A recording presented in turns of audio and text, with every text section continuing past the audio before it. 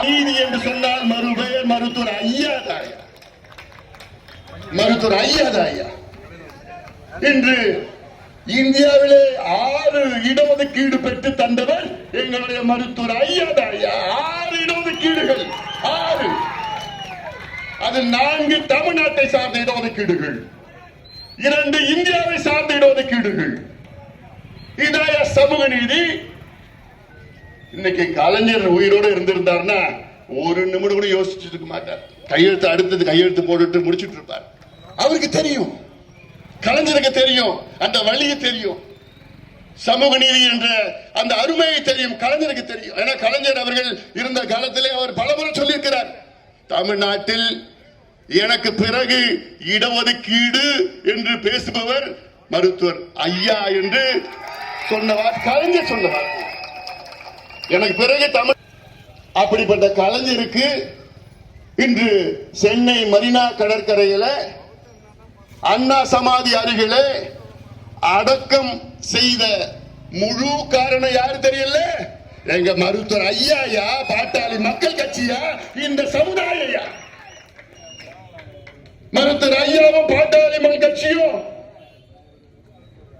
அந்த வழக்கில் இருந்து நாங்க திரும்ப பெறலன்னா இன்னைக்கு வேற எங்கேயாவது அடக்கம் பண்ணிருப்பாங்க கலைஞர் அவர்களை. இன்னைக்கு அங்க அடக்கம் பண்ணதுக்கு காரணம் யாரு? மருத்துவர் ஐயாவும் இந்த சமுதாயம் தாயா. அப்ப கூட உங்களுக்கு வரல இந்த சமுதாயத்தை. ஏன்னா இந்த சமுதாயம் பின்தங்கிய சமுதாயம், குடிசையில வாழுது, ஏழை மக்கள், விவசாயம் செஞ்சுக்கிட்டு, கூலி தொழில் செஞ்சுக்கிட்டு. வன்னிய சமுதாயம் மட்டும் இல்ல, நான் தாழ்த்தப்பட்ட சமுதாயம் தான் சொல்லிட்டு இருக்கிறேன். நீங்க ஜாதிவாரி மக்கள் தொகை கணக்கெடுப்பு நடத்தீங்கன்னா தாழ்த்தப்பட்ட சமுதாயத்திற்கு தமிழ்நாட்டில் 22 விழுக்காடு இடஒதுக்கீடு உயர்த்தப்படும். இதான் எங்களோட கோரிக்கை. இன்னைக்கு 18 விழுக்காடு தான் கிடைக்குது, அவங்களுக்கு 22 விழுக்காடு வேணும். அதனால்தான் நாங்கள் கேட்கிறோம், எல்லா சமுதாயங்களும் பின்னணிய சமுதாயங்களுக்கு முன்னுரிமை வழங்கப்படும். ஆனா நீங்க தேர்தல் நேரத்தில் ஏதோ ஒரு வசனம் பேசிட்டு போயிடுவீங்க, அப்புறம் காசு கொடுத்து ஓட்டை வாங்கிடுவீங்க, தேர்தல் முடிஞ்ச உடனே எல்லாத்தையும் மறந்துடுவீங்க. அதுக்கு அப்புறம் உங்க சார்ந்தவர்கள் எல்லாம் பொய் மூட்டையை அழுத்திட்டு விட்டுட்டு இருப்பாங்க. இதெல்லாம் மக்களுக்கு தெரியும்.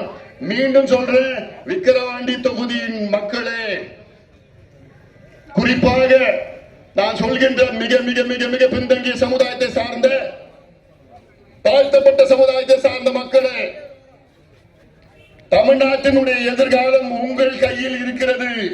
தமிழ்நாட்டில் உள்ள சமூக நீதி உங்கள் கையில் இருக்கிறது. அதை உறுதி செய்யுங்கள். ஏன்னா இந்த அமைச்சர்கள் எல்லாம் பண மூட்டை எடுத்துட்டு வந்து கொடுத்துட்டு போய் பணத்தை வாங்கி கடந்த காலத்துல நம்ம நிறைய பார்த்துட்டோம். நான் மீண்டும் சொல்றேன், திமுக வேட்பாளர் வெற்றி பெற்றால் அவர் நல்லா இருப்பார், அவர் குடும்பம் கோடீஸ்வரர் குடும்பமா.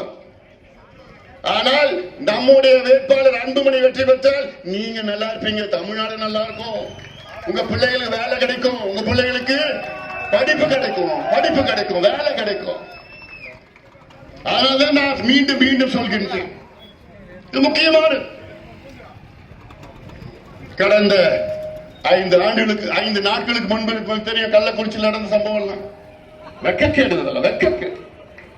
இந்த மாவட்டத்தில், விழுப்புரம் மாவட்டத்தில் 10 மாதத்திற்கு முன்பு 22 பேர் கள்ளச்சாராயம் அருகி இறந்து விட்டார்கள். காஞ்சிபுரம் மாவட்டத்தில் கிட்டத்தட்ட ஒரு 7 பேர். கள்ளக்குறிச்சியில பட்டியல் இனத்தை சார்ந்தவர்கள், தாழ்த்தப்பட்ட சமுதாயத்தை சார்ந்தவர்கள் 90 விழுக்காடு மக்கள். அவங்க வீட்டில் எல்லாம் போய் பார்த்த கதறாங்க, ஐயா எங்களை காப்பாத்துங்க, எங்களுக்கு காப்பாத்துறது நாடு கிடையாது. நாங்க எவ்வளவு சொன்னாலும் இங்க கேட்கறது இல்லை. தினம் இந்த கலாச்சாரத்தை எடுத்து வந்து எங்க பிள்ளைகள், குழந்தைகள் கிட்ட ஊத்தி கொடுக்கிறாங்க. நாங்க புகார் கொடுத்தா காலையில கைது பண்றாங்க, மாலையில வெளியில வந்து எங்களை மிரட்டலாம். யார் அதுக்கு உடந்த? ஆளுங்கட்சியை சார்ந்த அரசியல்வாதிகள். அங்க போய் எந்த பள்ளிக்கூடம் படிக்கிற பிள்ளைய கேட்டாலும், ஆமாங்க சார், இந்த 2 எம்எல்ஏ தான் எல்லாத்துக்கும் காரணம். யாரு சொல்றா? பள்ளிக்கூடம் படிக்கிற பிள்ளைங்க. இவங்க நம்ம மேல வழக்கு போடுறாங்க, ஏதாவது போட்டுக்கடா, பாத்துக்கலாம், எவ்வளவு பார்த்தா எங்ககிட்ட எல்லா ப்ரூஃபும் இருக்குது, எல்லா ஆதாரம் வச்சிருக்கோம். நாங்க போடுங்க, எல்லாத்தையும் வெளியில விடுவோம், பாத்துக்கலாம். ஆக எல்லாம் இறங்கியாச்சு. இன்னைக்கு உலகமே காரி துப்புது.